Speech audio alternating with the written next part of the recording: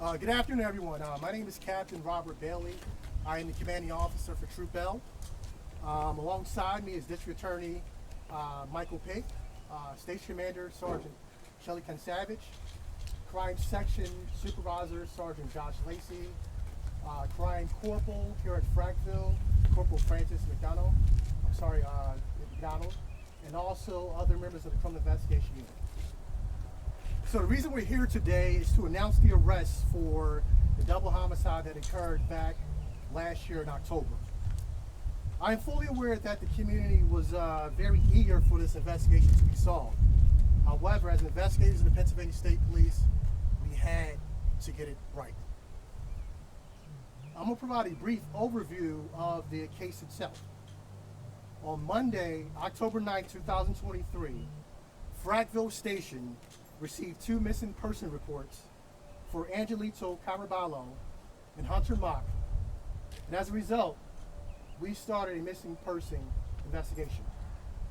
On Tuesday, October 10th, at approximately 03:25 hours, Frackville Station received a phone call from a friend of one of the missing individuals and stated that they found the victims deceased in the area known as the Sanchez. The Sanchez is an old mining area filled with water where locals socialize and have bonfires. The Sanchez is physically located approximately 0.3 miles south of Ferndale Road between Billy's Road and Washington Street within New Philadelphia Borough. Members of the patrol unit responded to that area and were able to confirm that the 2 individuals discovered were deceased and matched the identity of Hunter Mock and Angelito Caraballo. It was later determined by the coroner's office that the victims, Hunter Mock, died from a gunshot wound, and Angelito Caraballo from multiple stab wounds. Over the course of the past 8 months, dozens of investigative resources were utilized. For example, over 1,000 man hours were put together to hopefully hold folks accountable for their actions. Out of hours of interviews, hundreds of digital forensic analysis, hundreds of items submitted to the lab, evidence terrain searches conducted by the Pennsylvania State Police, troopers, and also the Academy cadets. Based on investigative efforts, I am proud to announce that the 19-year-old Lamour Branch of Port Carbon was arrested and charged this morning for the homicide of victims Hunter Mock and Angelito Caraballo. We believe that Branch lured the victims to the Sanchez, where he ultimately murdered them. For the community, it should be noted that shortly after the double homicide, Branch was arrested for unrelated charges and has been in custody at the Schuylkill County Prison. I also want to take this opportunity to thank Frackville Station for their hard work, dedication, and bringing Branch to justice and holding him accountable for his actions. Lastly, I want to thank Schuylkill County District Attorney's Office, who will share a few words. After he gets finished with his statement, we'll answer a few questions. I will remind everybody this is an ongoing and active investigation, so we cannot divulge too much information that may impede the investigation.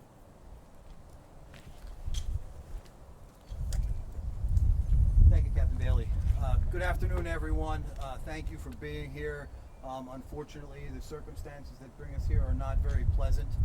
We're here to announce that this morning, as Captain Bailey indicated, Lamour Branch has been charged this morning and arrested for the double homicide which occurred on October 8th of 2023, which resulted in the killings of Angelito Caraballo and Hunter Mock. I would like to indicate at this point in time that the investigation was very detailed. It was a very deliberate investigation and subsequently a very thorough investigation.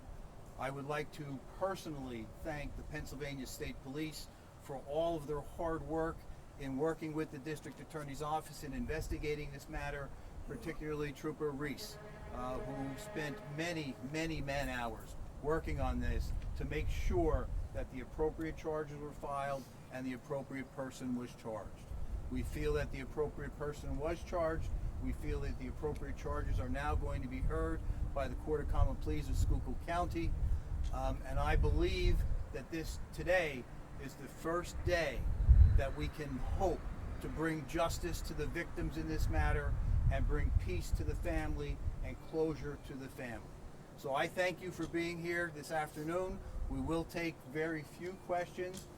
It is an ongoing investigation, so the answers may not be what you want to hear, but in order to protect the sanctity of this investigation, we will answer only what we can. Thank you. Can you give a motive? And if you can't yet, can you say what the relationship was between Mr. Branch and between Mr. Mock? We know that they were friends. With regard to a motive, I'm not going to get into that, but I will let you know, generally speaking, we don't need a motive in order to prove our case. That's not an element of any of the offenses charged. Even if we even if we have a motive at this time, I'm not going to disclose that. Mr. O'Pig, what was the affidavit is very, very detailed. Yes, sir. What would you say was the key evidence sealing the deal, charging to let the charge tell you? The key, what evidence do you think was vital here? Well, and why did someone ask you why did it take 8 months? First of all, I think every piece of evidence that has been collected is vital. So I can't indicate to you one item more so than the other. So again, with regard to the timing of this and why it took why it took 8 months, this is very detailed investigation. I've done a number of murder cases. The affidavit in this case is much more lengthy than any other affidavit I've seen in a homicide case. So a lot of information, investigative work went into it, and it took 8 months to get us to this point. If I can, Mr. O'Pig, Sure. one quick question. The other individual who was there that day, I know his name came out during the search warrant affidavit. He told one story, Mr. Branch told another. If you can say, how were you able to decide who was telling the truth? That's something that will come out during the trial. Anyone else expected to be charged in relation? At this point in time, we do not expect anyone else to be charged.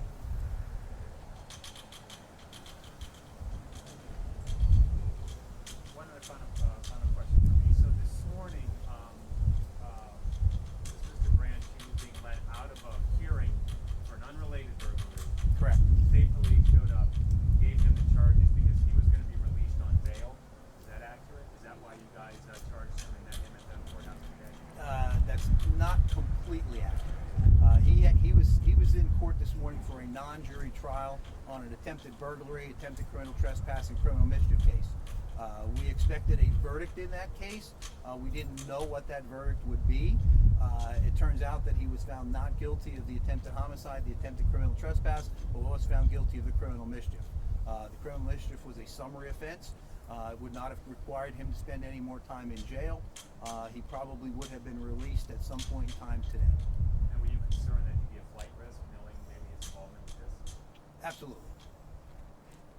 What's the message that this sends to the community and to the victims' families that you persisted through 8 months to come to this day? If I had to say one word, I would say patience. I think that the Pennsylvania State Police were very forthcoming with the families about the investigation. I think the families were as patient as they could be or were expected to be until we got to this point. So I thank the families for their patience and I thank the state police for their diligence in getting to this point. And as to the message to the community, we believe we have the right person behind bars right now and charged with this. So I think the community of New Philadelphia can breathe a little easier. When's his next court appearance? Right now, I believe it is scheduled for June 11th, but we believe that hearing will not be held on that day, and it'll be up to the magistrate, the district justice, as to when he will schedule the new date. Are you going to see any more Republican girls? Are you going to see the death penalty or anything in this That's case? way too early to talk about that, Amy. Mr. O'Pig, one last question. Just so it's clear, I looked at the affidavit. They mentioned the handgun used was Hunter Mock's gun. Actually, that was what the affidavit said. So make sure I'm reading it right. We believe that it was a ghost gun. ghost gun. A ghost gun, yes. A ghost gun is a gun that can be manufactured and non-serialized number. There will be no serial number on the gun. It's a ghost gun, and that's what we believe. So we don't know if there was no registered owner to that gun. Okay, because I thought the affidavits mentioned Mark brought a handgun there. I just So- want to make sure I'm clear on that. So we think that Mark may have been in possession of that handgun at one point in time, but being that it's not registered to anybody specifically and it's a ghost gun, we can't 100% say ownership or determine ownership. Okay, thank you.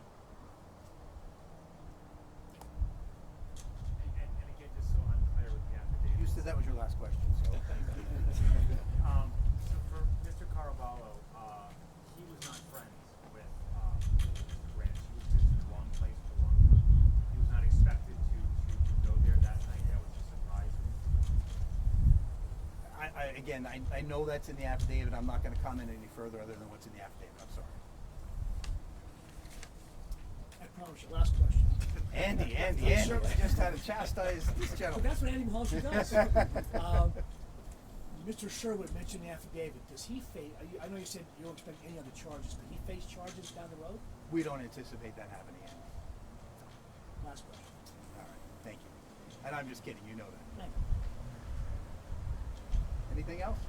Just a quick, in the affidavit, it mentions that a friend, I believe the paper said a friend ended up finding these individuals. Does that friend face any investigation, or was the information that the friend was able to provide, that was just a friend looking for their friend? That's what we believe, yes. We don't anticipate anything coming out of that.